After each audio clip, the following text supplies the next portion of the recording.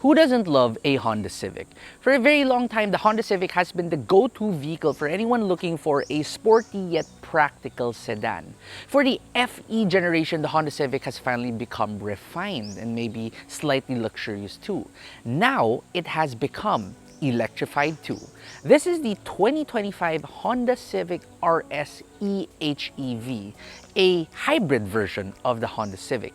In this video, let's see if this electrified Civic is still as good as a normal Civic and if it is worth its money. Not too long ago, we took a look at the Honda Civic RS 1.5 Turbo, the 2025 minor model change. Now, with this eHEV variant, this hybrid variant, honestly, it looks pretty similar. The biggest change you'd see here would be on the Honda logo. There is that like blue halo around it, but for the most part, this is still very similar exterior-wise. The same nice grille, the same nice LED headlamps. But on the side of the vehicle, you'll notice that instead of having like a purely blacked out set of rims, what you have is a slightly different designed gray-black combo 18-inch rim still, and also still wrapped in a set of Michelin Pilot Sport 4 tires. As also with the regular RS 1.5 Turbo, everything looks pretty nice here. You get some blacked out accents. The door handles, though, interestingly, it's half black and half chrome too.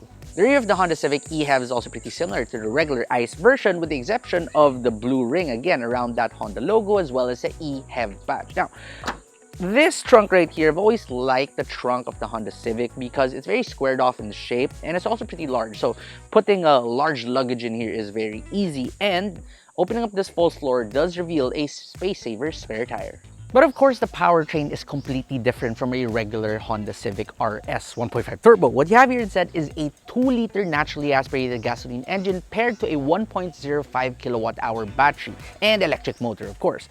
You have 184 horsepower, so it's a little bit higher, just marginally, but your torque is so much higher at 350 Newton meters versus just 240 Newton meters. Instead of a CVT, now you get an eCVT, and when it comes to fuel economy, it is so much better now at 13.4 kilometers per liter in heavy city traffic and up to around 23.2 kilometers per liter on the highway. Now let's move inside and check the door thread.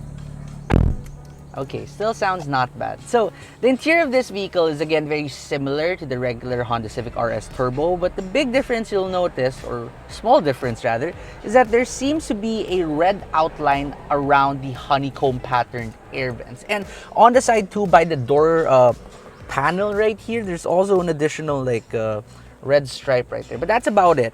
The other things in here, including your 10.2-inch digital instrument cluster, is exactly the same, but now you have an extra mode called individual. So your drive modes now go econ, normal, sport, and individual. And the center 9-inch touchscreen with wireless Apple CarPlay and wired Android Auto is also still the same. Unfortunately, they also carried over the really horrendously resolution reverse camera and the lane watch camera, which is similarly very low res. I really don't get it, Honda. Just give us a better camera right here. They're so much cheaper compared to when you first launched this vehicle. Seriously, update that, please. That aside, you have your dual zone climate control. Again, that honeycomb pattern air vents, which are all really good. A wireless charging pad, 2 USB-C ports, your drive mode selection switch, your electronic parking brake, as well as your brake hold. Auto brake hold, that is.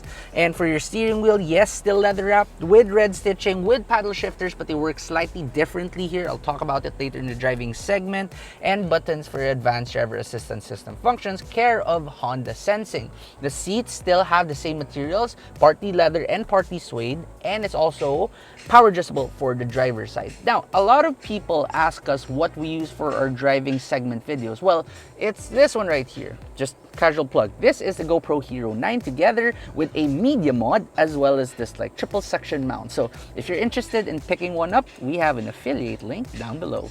Now we move on here to the rear and check the door too. Okay, sounds better than the front. Pretty good overall.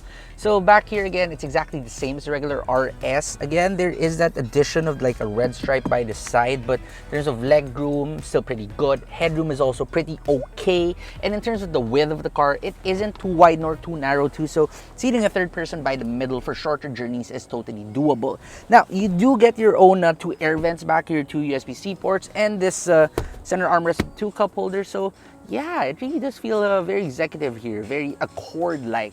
And also I forgot to mention that this vehicle also comes equipped with a 12-speaker Bose sound system, which sounds pretty good as long as you don't turn up the bass a lot, because for some reason the subwoofer at the back, or the woofers at the back, seems to give off a farting noise. So now we drive the Honda Civic RS Hybrid. This is such a joy to drive. You know, it still does have that character of a Civic that's very sporty. It's a very direct feeling vehicle. It's a very engaging feeling driving vehicle. But make no mistake, it still is also incredibly refined. Again, one of the biggest changes they did with this FE generation.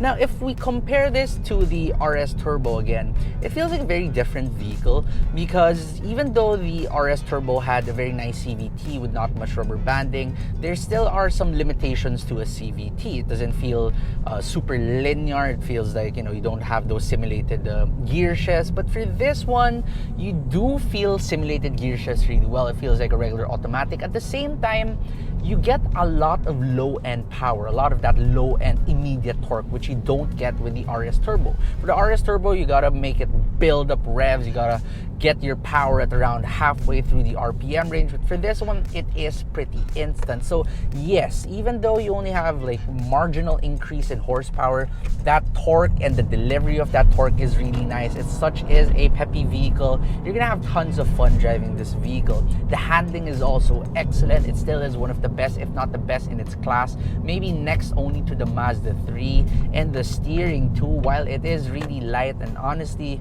a little bit too light sometimes, it feels pretty direct enough. It could use a little bit more feedback though. That's the only thing that I wish that Honda put it in here. But other than that, it's really good. It's comfortable and also engaging to drive. Now, in terms of NVH, for the FE generation, they really improved it a lot. So when it comes to noise suppression, it is pretty good in terms of wind noise. But as with any other Hondas, the biggest issue here would be road noise, because Honda doesn't seem to want to put a lot of sound deadenings on the floor. So yes, that was an issue with the RS Turbo. Here, it's a little bit two-faced. You see, in low city speeds, because of the battery, because you get to use EV mode once in a while, it's a lot quieter, sure. But when you're on the highway and you have the engine running, sometimes it feels kind of weird, because you do hear the engine noise once in a while cut in. So yes, that will kind of mask the road noise. But then when you go on the battery power again, and it gets really quiet in terms of the engine noise, you get to hear so much more of the road noise. So yeah, I mean, if you're a Honda buyer and you're used to Hondas with the HRVs in the cities, I don't think that's going to be much of a problem. But if you're coming from other vehicles, yes, road noise is definitely something you have to look out for. But in terms of comfort though, in terms of suspension, while it does have a relatively firm ride for its class, it still is pretty good for your daily driving needs. And I don't think anyone would say that the Civic Hybrid is uncomfortable. Now, earlier I said that the paddle shifters are still present, but they kind of work differently. You see, in a regular ICE Civic, the paddle shifters are there to change your simulated gears. But for this one, it changes your regenerative braking. So if you go minus on the left side, that increases your regen, and on the right side, that decreases your regen. Very easy to use, really, pretty intuitive too.